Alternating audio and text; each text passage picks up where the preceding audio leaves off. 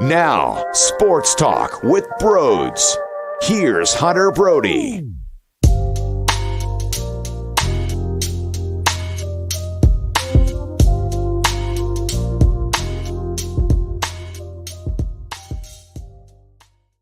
I don't have the answers. I do not have the answers for you on how that could possibly happen. In what universe are they not ready to compete? They were not matching the intensity of the Miami Heat at all, and they got embarrassed by 35 points on the road in Game 5. The trend has been whatever squad was at home was going to have a magnificent night, while the other team struggled to get shots off and make the ones that were wide open, and the trend continued. So we'll see what happens in Game 6. If we're going to base it off of what we've seen, it's possible this puppy goes to 7, but I'm really irritated with what I saw out there, but I'm more irritated with the response to how Joel Embiid looked nationally. It was an embarrassment what was stated during the broadcast with the TNT crew at halftime. It was even worse what was stated during the broadcast when the actual game happened. It was even worse on what was stated on social media by not just Sixers fans, but other media members too, like Stephen A. Smith. And that's where my frustration lies more than the actual response by the team on the floor, which says a lot because I'm disturbed. I'm pissed off with the bad play. And quite frankly, they did not even show up mentally to play the game, which seems nearly impossible. But just to let you know, with how awful it was from that perspective, the fact that I'm more bothered by the tone and the message about the speculation might be the best word to use on why Joel played poorly, the way that it's being described about him being upset about the MVP is why he didn't show up. Not the fact that he was concussed just a couple days ago. Not the fact that he has a problem with his thumb, a thumb injury where he has a huge issue. He's playing with one thumb. The fact that he got hit in the face and he's playing with a broken face. No, none of these are the reasons why he's having an off night. No, that's not why he doesn't look the same. That's not why he doesn't look like the Joel Embiid that we're accustomed to. And if your response is, well, what changed? He looked fine in Game 3. He looked fine in Game 4. Yeah, it's called being a fucking human being and not being a robot. And when you play in the NBA, when you are battling these type of injuries, this is what happens. Not having any sort of reaction to it would be mind-blowing. Having a reaction to it makes sense. My guy was laying on the ground for 40 seconds after a ball hit his broken face that arguably might need some surgery to fix after the damn season, and he's battling through some pain. Let's not factor that into the equation at all. Let's just focus on the fact that Jokic won the MVP. Shut up. It's actually a fireable offense for everybody involved in whatever their job is. So the TNT crew, you should be fired. All of you. The broadcast, fired. I mean, it's idiotic. That's how bad. It's idiotic to think that way.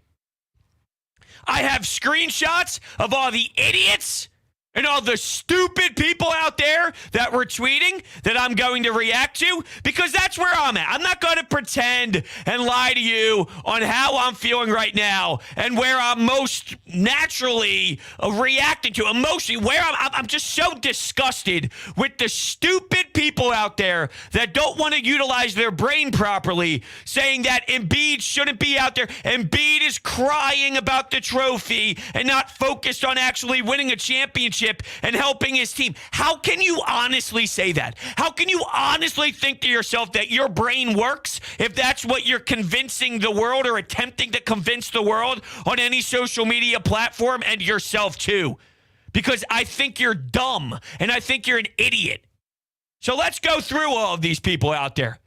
Look, in terms of the game, I just don't have answers for you. They turned the ball over, and they were very sloppy. Guys weren't even paying attention. Passes from Maxey to James Harden, where Harden looked confused that the ball was even coming his way. There goes a turnover the other way, and the Miami Heat get an easy basket. They could not get the ball to Joel Embiid.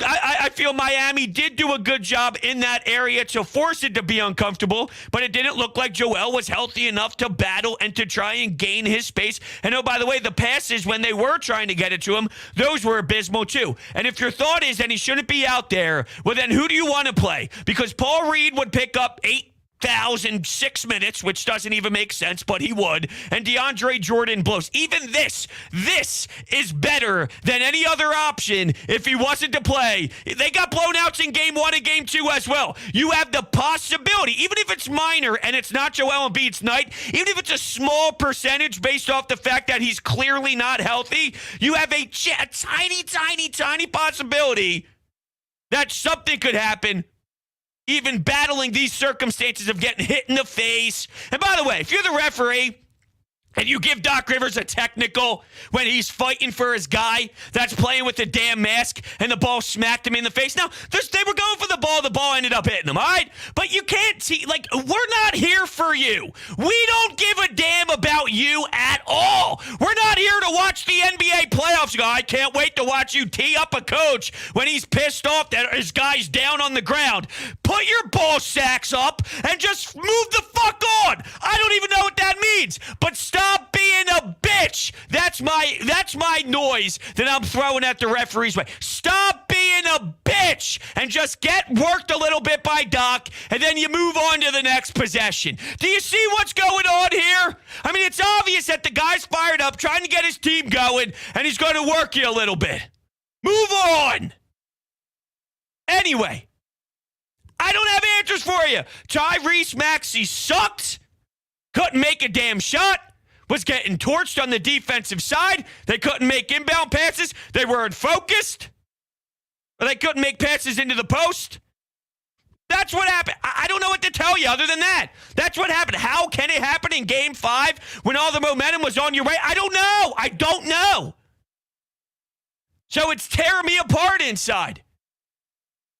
That's where we're at. But I'm outraged because of how many people can clearly not utilize context on why we're experiencing what we're experiencing. All right, games 3 and 4 look different. Today, clearly something was bothering him. Did you see the way he was out there? Don't tell me it's because, he didn't make the award. He didn't win the award, so he looked that way. Shut up! So let's go through the dopes today that we witnessed. Here we go. Tweet number 1. For all the people who are just willing to excuse the performance by Embiid because he is hurt, if he's on the floor, he needs to lead this team. He did it in 3 and 4. MVP vote or not, the energy is just not there tonight, and that can't happen. I'm not pretending like it's like, hey, don't worry, Embiid. It's okay. You're never allowed to make a mistake ever. I did not like his body language. I did not like his demeanor, okay? But to act as if the alternative is something that results in success and you would take that percentage, you're a fool. You're a fool. So I don't like it, and I need it to be different, but I also understand the circumstances that led him into looking that way. He's giving us everything he has, trust me. It's not as if he doesn't want it, and he's not trying to go out there and give you every ounce in his body. That's what he's doing. Unfortunately, it looked like he ran out of steam tonight. Who knows? Game 6 comes around. You're on your home floor. You get a couple of days off here to get a little bit of rest that you need. Well, one day, but you get the one day, and then you get until Thursday night. So you get the full day Wednesday, and then you get the full day Thursday until Thursday night to go back out on the floor with a bit of a crowd that can get you more life.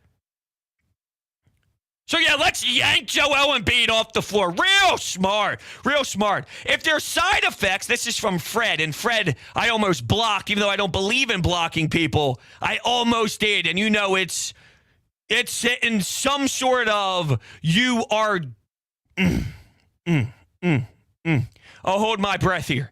If side effects are there. You think doctors, millions and millions of doctors, or millions and millions of dollars that these doctors are getting paid, that they would be allowing to play him? That's a bullshit take. He was fine the last 2 games. Listen to the reports. He wasn't talking all day and said little to his teammates all day, and he's fucking moping around feeling sorry for himself. It's pathetic. Take him out now. Fred, don't ever talk to me again. Fred, don't ever reach out to me again, because I don't want to hear something so low and something that doesn't add up at all. I want to see you go through what he's going through to be there for his team. You're not even in this circumstance if he wasn't showing his face over the last 2 games. Yeah, there's side effects that happen when you play. There's more pain involved. He got hit with a fucking ball in his face after breaking his orbital bone. What are we doing? Where else are we? Stephen A. Smith? Was it that Embiid was pissed over not getting the league MVP honors? Hey, he got my vote, but it wasn't like it went to some scrub. It went to the Joker, who Embiid respects. You just got to have more fight than we saw today.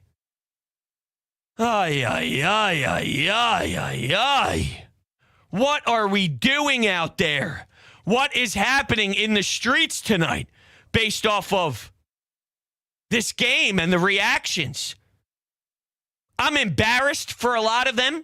I'm embarrassed for a lot of the national media, although they do have an agenda. It just blows my mind that you clearly know the storylines and you absolutely are aware of everything that's surrounding him with physical pain, where he's wearing a mask because he has a broken face and he has 1 thumb. And sure, he played well but in the previous games, but you're acting like that means every single game is just going to be absolutely perfect. And it's so unreasonable to think that at some point it's going to cause problems and it's going to cause an issue when he's on the floor. And because he is the leader and he is the emotional guy, that when he does look that off, it does tend to rub off on everybody else, but you can't pretend like that's not there. Those are physical, real issues that were there today. What you need then is Tobias to show up, is Harden to look better, get everybody else in their sets. You need to look around and demand for those guys to step up and have the back of their leader when he's clearly going through some pain. That's what needs to be done. That's where the focus needs to be more than 21 and the big man. But unfortunately, it just doesn't seem like it's going in that direction, and it's going to make it hard for me to sleep at night knowing that that's the case. So I'm bothered, and I'm upset big time for a lot of reasons. And let's be realistic. Them losing the way that they did, where they weren't even involved for a second. And we could look at the halftime score and go, what was it, 12 points or so? 12. It felt like 20. It felt like 22. So maybe, because we've seen this happen a billion times in the sport of basketball, when you look at the halftime score and it feels like it's a bigger blowout than it is, like, hey, if you just climb back in, if you just make a couple shots, if you just get a stop here and there, maybe things can roll in your direction and you can go on a bit of a push, a 12-2 run or something just to crack into the life a bit. It's not like the Miami Heat had a ton of fans going wild. I mean, they created that themselves because they don't really have a lot of fans at all. DJ Khaled's the only one going up there giving massages to the players on the sidelines. That's how much of a non-game this was. That's how much it wasn't competitive whatsoever. So I don't know at a professional level how you could get so out of whack and so out of touch before the ball even gets tipped off, knowing that this is a crazy game. But there's one thing the broadcast did say that I do believe in. And I've been on the record stating this in previous shows as well, which they were a little stunned that the momentum died out so quickly for the Sixers, where it seemed like they were playing their best brand. They would hit the road and they would play better than they performed today. It's wild how things change. Well, the same could be said about what we're about to experience on Thursday night at the Wells Fargo Center compared to what we saw here. You want to go back to that series against the Raptors, I'll give you more stats your way. If you go back to that, when you go to Game 5 nearly 3 years ago, they lost Game 5 by 36 in Toronto. What happened then? They went Game 5, they lost by 36. Game 6, they win. They go on the road, and the quadruple doink happens where they were a coin flip away from going to the Eastern Conference Finals. And earlier in that series, the Sixers took a 2-1 lead after Game 3, so they had a second game. Game 4 in Philadelphia, thought, if they could win this, they're up 3-1. Whenever you feel momentum's going one way, it's not like it's impossible for it to continue in that direction, but there is something to be said about it flip-flopping and going in a ton of different paths as well, which is why this series has been, it's not really bonkers. It makes a lot of sense. The home team's winning. The home team's making their shots, while the other team's role players aren't playing as smooth on the road. Well, that happens. That doesn't travel as much as you would like when you go away from your own city and your own arena. What should travel, though, is the mental fortitude to actually be engaged and to be willing to battle. But they were beat to a lot of rebounds. They were just outcompeted and outworked. And sometimes I hate using that word where we talk about a lack of effort, because effort is sometimes, and majority of the time, used the wrong way. If a team doesn't shoot well, it's not a lack of effort. If a team works hard but loses, and it's just because they didn't score as much as you would like and they miss wide open shots, sometimes people would label that as, well, they're not working hard or it's a lack of effort. No, they just didn't make their shots. But today, it's totally fair to analyze what we just saw, which was flat out a disgrace, and label it a lack of effort, because everything the Miami Heat did, they worked harder than you and accomplished their goal at a way higher efficient rate, and that's why we saw the outcome that we did. And it's a bit demoralizing for sure. And, the half glass full, the glass half full thought would be that knowing this is going to keep them up at night, knowing the pain that you suffer when you lose a game like this. Game 6, there's no way in hell that they come in with the same thought process, right? That they come in with the same demeanor and they somehow get worked to that degree. You would think that, all right, now everything's even dialed up more. Were they smelling themselves too much? Where they thought they'd roll the ball out and James Harden would continue his hot play? And Maxey, hey, don't worry about Maxey because he's been scoring well. He got abused big time. He got abused and picked on. And by the way, he couldn't buy a damn bucket. So everybody except for Joel gets the blame for me. I'll say I don't like the way he handled himself, but I would not be fair. And this isn't making an excuse, right? This isn't me calling for an excuse and trying to take him off the hook for no reason. But I'm someone who likes to analyze the full story and the full body of work. And if I'm going to pretend like this guy's 100% healthy and he's normal and he's totally there and nothing should bother him physically at all. No, it got to him. It got to him. I didn't love the way he handled it. But I also can't just throw it out the window. So I'm going to look for some statements from Joel Embiid after this game. I heard from Tobias. I heard from Doc Rivers. I don't like this from Doc Rivers. Whenever something goes south in a game, he goes, yeah, we got away from it. We got away from getting Joel Embiid the ball early. We got away from trying to get him the ball. And Miami did a good job at taking him off of his spots and moving him around the floor. So when he did get the ball, it wasn't as deep into the paint as they would like. But if you're seeing that, Doc, do something about it instead of letting the next 3 quarters go by and you still struggling with the same issue, right? At the same time, Joel did lose the fight of trying to get into position, and he did seem a bit deflated. So, that plays a role too, which is the player looked the way the player looked. But at some point, if you're seeing it and recognizing it, your job is to then try and adjust to get it back into those areas instead of allowing Miami to force what they want and dictate the style of play, which is what happened for sure. So Joel Embiid is speaking, and Joel Embiid said, this is a lose-lose situation for me. If I don't play, I'll probably get called soft. If I play and I play bad, they'll probably come up with a bunch of stuff like he's just not good enough. That's what Joel Embiid said. He is just pushing through, and it's all about pain tolerance. Well, he's not wrong. I guess the one thing I don't like about hearing this quote is he's worried about what other people are saying about him. He's worried about if people are calling him soft or if people say certain things about him. It shouldn't matter to him. Just go out and do your thing. The problem is, as you clearly heard for the first, 20 minutes of the show, specifically the beginning 10 minutes, the beginning 12 minutes, because they're saying such outrageous comments and they're making such outrageous claims, it's hard to maneuver through that because it's such at an embarrassing level and it's pathetic that you're going to hear how awful it is and just stupid people saying stupid things. It's hard to escape that. Yeah, I mean, I just lost my damn mind. So I could only imagine if I'm feeling the type of way that I'm feeling for Joel Embiid and I'm trying to have my guys back, what if it was being said about me? It would probably be multiplied by 8 billion. Or I take a step back and a couple of my buddies are the ones that, have my back. So Joel said it was pretty painful. It is whatever. I'm just trying my best. This is Joel Embiid on getting hit in the face again. We weren't focused enough. We didn't play hard. We didn't follow the game plan. We didn't move the ball. We got to be locked in. So both can be true here. And it's ridiculous to think that they weren't focused and they weren't locked in when it's game 5. And you look at the statistics analytically, when you win game 5, the margin when it comes to how much of a percentage you have to finish off the series is significantly higher. That's why they call it such a turning point of a series, and it's such a crucial game that it makes me kind of go numb thinking that you wouldn't be as engaged as you need to be, knowing all of those numbers and knowing how big of a win game 5 is. And also having game 6 on your home floor, if this is one that you can squeeze out, well then damn, talk about a massive advantage.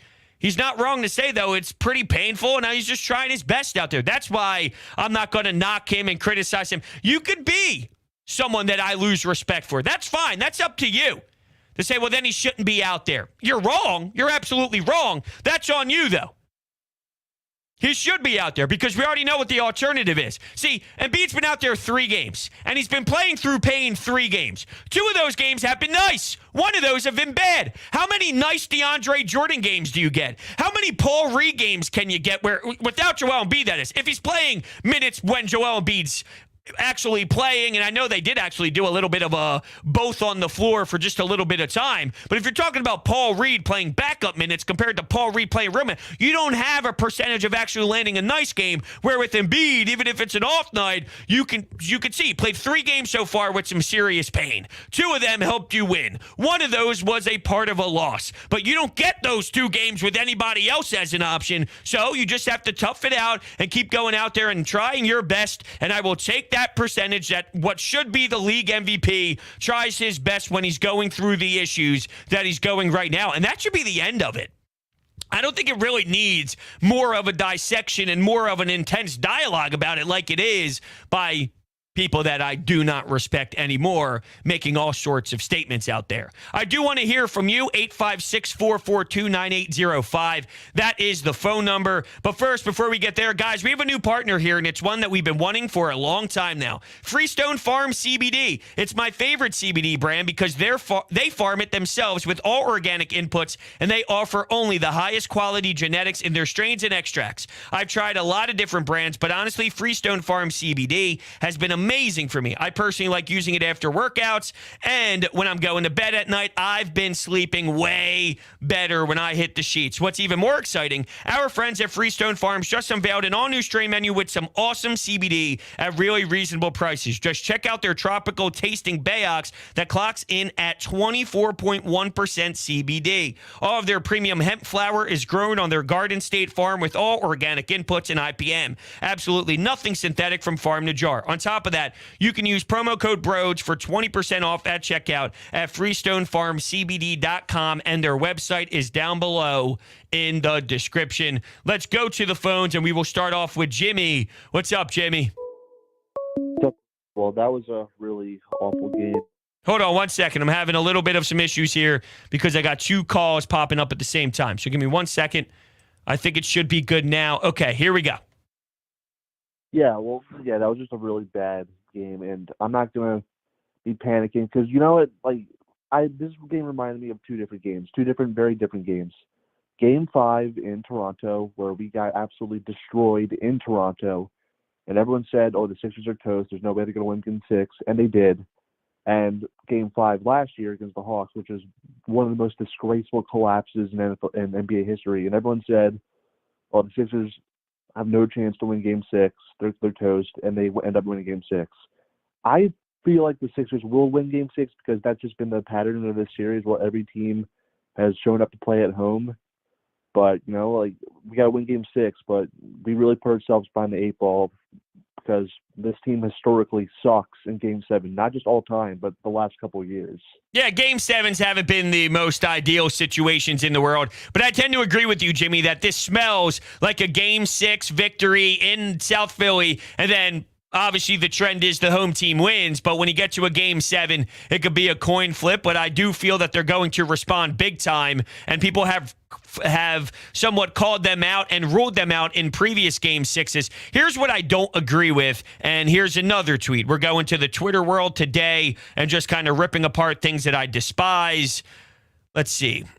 Every time the Sixers give us a reason to truly believe in something special, they remind us on why they're not that. Just can't take this group seriously as NBA championship hopeful. Here's what you're leaving out of the actual dialogue on what happened. They played the first 2 games this series without their best player, and Miami got a free pass for 2 free wins. This isn't a 7-game series of having your number 1 dude. This isn't a 7-game series of having Joel Embiid available. That doesn't mean the Heat couldn't win a 7-game series with a healthy Embiid. Maybe it is very possible. And the Heat aren't healthy either. And I was a little bummed to see Kyle Lowry not play because he's such a disaster right now. And he's so bad that I prefer him being in the lineup because it helps out the Sixers. But I know he's obviously battling an injury, and that's why he's not on the floor. You saw how much he was hobbling on that during Game 4 for that second game in Philadelphia. But getting to this, you can't take this team seriously. The Miami Heat got 2 free wins in this series.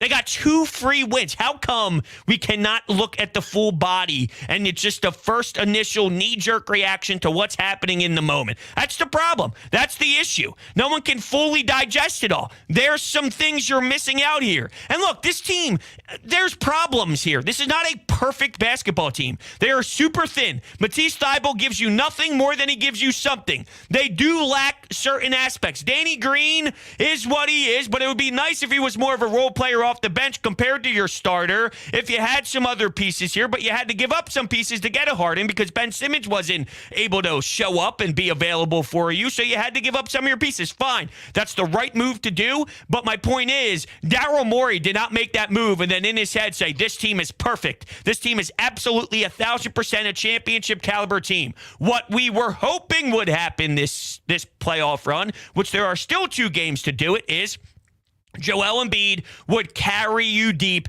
James Harden would help and be a really solid 1B to your 1A, your Robin to your Batman, and your superstars would help with the deficiencies of the squad. But the problem is when your number 1 is going through the pain that he is, it makes it that much more difficult because your other guys are not holding their end of the bargain, which makes sense because they're not a perfectly constructed roster, and that's why we are in the position that we are in right now. That matters, and if you leave that out, you're just missing out a lot of what is even happening throughout this postseason run. We thought we could have a chance, and we rightfully thought, it's still a right thought, that if your top caliber guys are healthy and there for you, then you have a chance. If they're not healthy and it causes you problems like you saw today, then you don't have a shot. You don't have a chance. But that doesn't mean it's Joel Embiid's fault that this happened, because it's not. I can't understand, though, how they did look so unprepared with everybody else surrounding those issues. So it's like, even if you saw and noticed that your top guy was off, you think the focus and the will and the determination would be, all right, let's get our guys back, not fall and collapse and somewhat go into a turtle shell and not show up for the rest of the night. It would be a sense of urgency to fight a little harder, to grab an extra rebound, to work super hard down low, to attack the rim and get fouled with a little bit more of a purpose. You would think that everyone else would rise to the occasion instead of the opposite. And we've seen some guys do that. Tobias has to this point. Maxey has in a lot of moments. He's had some tough moments too in the Toronto series, but we know that he's a star in the making, and he does have big-time games and big-time nights and big-time second halves, and he wasn't able to accomplish that goal today. So I'm more annoyed with how come those secondary layers and those other pieces didn't realize that their big brother needed a little bit of help, a lot of help really tonight, and they just weren't there for him. to the ugliness that it occurred, it's going to make it a rough night for sure. Let's go back to the phones. Thank you so much for waiting patiently. You're on Broads Media. Hey, Broads. How's it going? What's up? Rob. What's up, Rob? So you hit on a good point regarding Maxey, because I was thinking the same thing. And basically, we have to have a better contribution from him. I wasn't really expecting for us to get this game. But I will say this, it's been a home court advantage in terms of how this series has played out so far. But I do feel confident in going into Game 6. I think the crowd's going to come out. This is a closeout game. And I do feel like that, we will come out inspired. But I don't even want to think about Game 7, because Game 6 is something we must take care of. We got to focus in on that. I agree. And, I agree completely, Rob, and I appreciate you taking the time to call into the show. So what I'll say here is you talk about inspired, and there's no doubt about it. This team and this fan base is going to be behind the team for what they put on display and how bad it was. They know, like, hey, we got it, bro. I just talked about your brothers having your back. Well, the fan base at the Wells Fargo Center is going to do everything in their damn power to make sure that they help this team for every advantage that you get for a home court advantage to show up. Maxey, he had a really awful day. He was getting picked on nonstop, and that's part of the rookie. I mean, not really rookie, but, this is the first time that he's gotten the nod to be the dude in the starting lineup compared to the situation that was with Ben Simmons, and he got thrown into the fire. But this is the first year getting the full nod with the acknowledgement of he's one of your guys. With Game 6, it's been back and forth. It's been home court. Whatever team was on their home floor was able to excel the most. I anticipate them having an inspired game based off of how lackadaisical it was in this outing, and that would be hopefully the difference in getting to that Game 7 when it's basically a coin flip. And like you said, I don't want to really get involved into what a Game 7 is. We have a Game 6 in front of us, and you talk about Doc Rivers burning the tape. That's one of his messages was, we got to burn this tape. And I just hate the fact that we're saying that about such a crucial game. And even on the bench, they were talking about it on the bench when it was one of the early timeouts, when you see Doc Rivers speaking, like screaming at them, saying, like, what is this? We got to be more locked in. We got to be more focused. And I'm paraphrasing. But when you have to tell your team that's a problem. That's an issue that we're already having that sort of message being sent to the guys. How are they so not prepared for that moment? I want to see if there's any more on Joel Embiid. So Joel Embiid on not winning the MVP. This is something that I knew weeks ago. I just knew I wasn't going to win.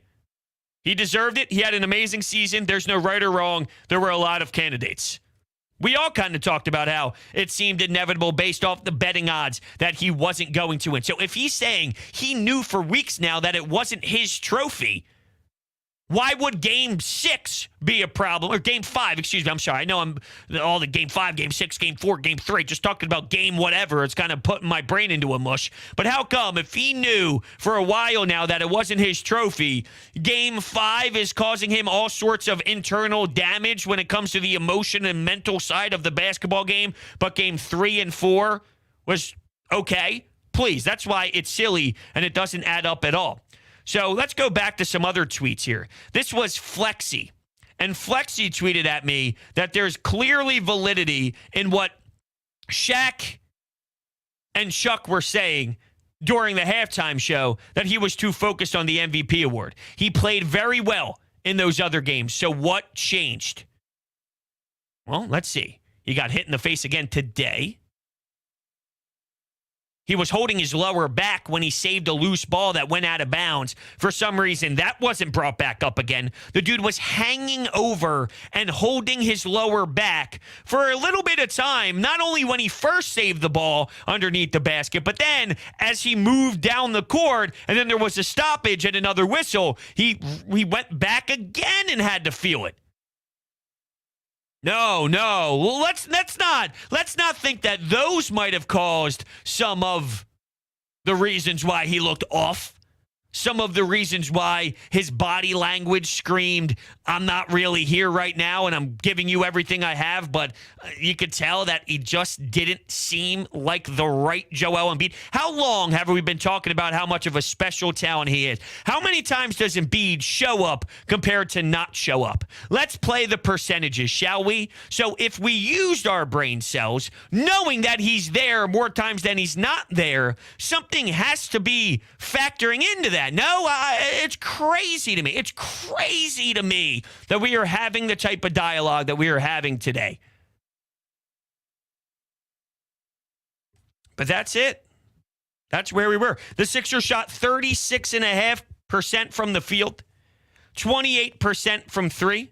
Not going to win many games there. I don't know what the Sixers' game plan was at times. Once the Miami Heat took away the Embiid post and took away the advantage of getting Embiid down as low as we possibly can on the low block, just looked a mess. Sloppy, turning the ball over. We know the offensive rebounds were always going to be something that really hurts us and irritates us. You saw a couple of those where some second chance opportunities absolutely lived. And then there goes some ball movement. Maybe it's a PJ Tucker or it's Tyler Hero. Even Duncan Robinson got the nod today. But of course, you know, 3-point specialist for them. Talk about starting lineup, too. Crazy. I saw a stat. Here's another stat for you. Let's see here. Gabe Vincent has started 5 games in these playoffs. Not only is Miami 5-0 in those games, but the Heat have outscored opponents by 59 points with Vincent on the court in those 5 games against the Hawks and the 76ers. That is pretty bizarre to think about and pretty wild. Gabe Vincent. Come on now. Come on now.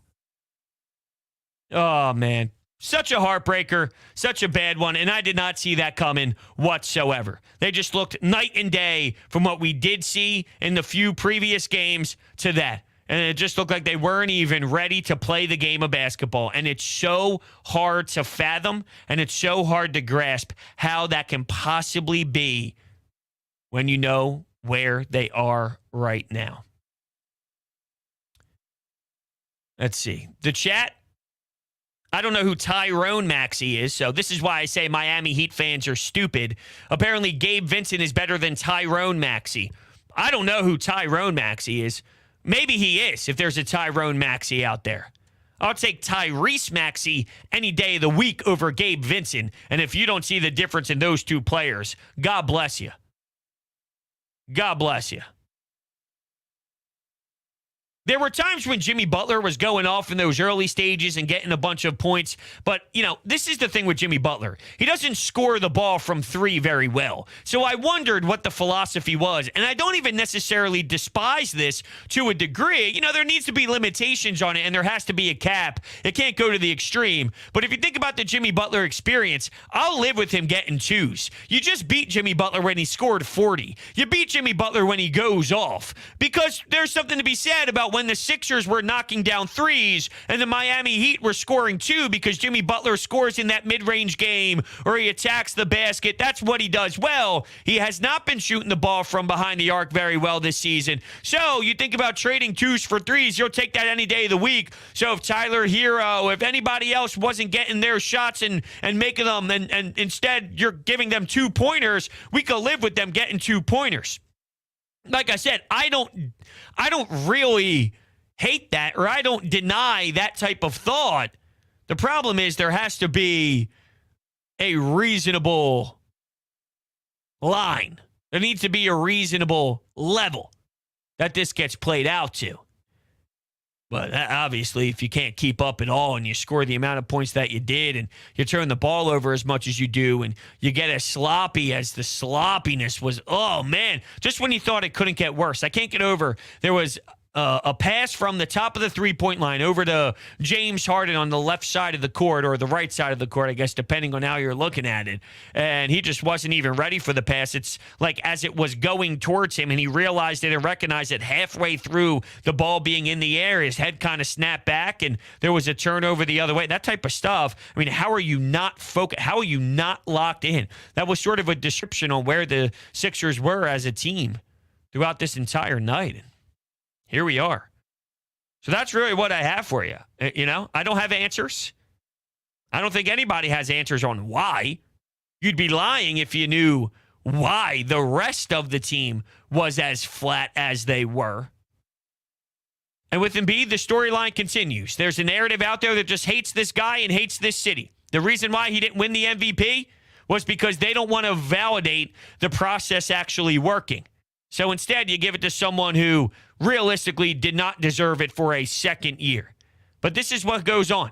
I mean, you talk about the most improved, whatever the rating system is or the voting system is, it's just a big mess and a big joke right now, and there's a reason why it's getting the attention that it is. But it would validate losing on purpose to get a guy, although if you look at what the Suns did, the Suns were a disaster for a while, then they ended up drafting some players, and now things have changed, and they pick up Chris Paul, and it's almost like they lost for a while and stunk, and then they acquired some talent, and then now they no longer suck. I guess it's just the way it was approached publicly and whatnot compared to the Sixers now, but whatever. That's not really the point of today at all. Let's go to Amadeo before we shut things down here. What's going on, Amadeo? I really hate that was the talk line basically throughout the after halftime, what the TNT crew brought up about Joel Embiid. That was just like, look at a little detail. We really think he's going to have a bad game because he's pissed off about not getting the MVP award. Yeah, it's like, fireable. Is that going to be the storyline? The problem is a lot of these people who call games, they don't watch the teams. They don't watch the teams the same way we do. They get a couple games to call throughout. So it's almost like they were uneducated, which is blasphemy considering that the storylines on Joel Embiid's health were so national as well. But they don't pay attention. I heard the other day, I forget who it was. Man, I should remember who it was because it was that pathetic. But they were talking about how, I love Furkan. Furkan should deserve more minutes. You don't watch. You don't pay attention if you actually say publicly that Furkan Korkmaz should play and you like his game. That just made me gag thinking about what you just said. Oh, my God. Yeah. Who the hell would ever think that? Yeah, I mean, that's the problem with these national people who call it. They don't pay attention to the teams. They get a job. They see their schedule. All right, we have this game on this night. Okay, so they just look and they don't do their proper research. And I almost wonder, were they so unprepared that the physical issues with Joel was just not even on their radar at all? Are they that out of touch? It seems hard to believe, right? But I can't rule anything out knowing how much of a disaster some of these broadcasters are. It's a wild, wild, wild world out there, that's for sure. All right, everyone.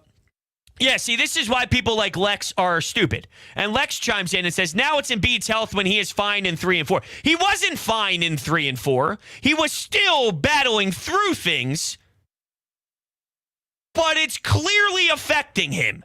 See, you are the type of people who don't process the fact that this man is playing with a broken face and one thumb. That's what he's playing NBA playoff basketball with. He did fine in game 3 and 4. Other guys helped too. James Harden delivered in the fourth quarter. There's previous second quarters where he was awesome. Tyrese Maxey with big second half moments too. Other guys played a role where Embiid didn't just give you 50 and his health was totally fine in game 3 and 4 and he was just perfect and that's why they won all this game. No, but he did show more dominance and he did show more will. But it's almost like after playing on these problems for a couple games, there is a side effect for that being the case. And if you can't process that in your head, God bless you. See, this is why I hate people. This is why I hate people. Because they can't use logic. And now we have Raptors fans. This is why Raptors fans are pieces of shit. And that's why I hope the Toronto Maple Leafs never see a cup. I'm fucking pissed they won today.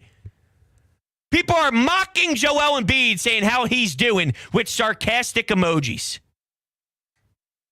Toronto fans are pieces of shit. And there's a lot of bad people out there. Anyway, with that being said, we're going to shut things down here. Thank you all so much for listening to me today, and I will catch you guys next time.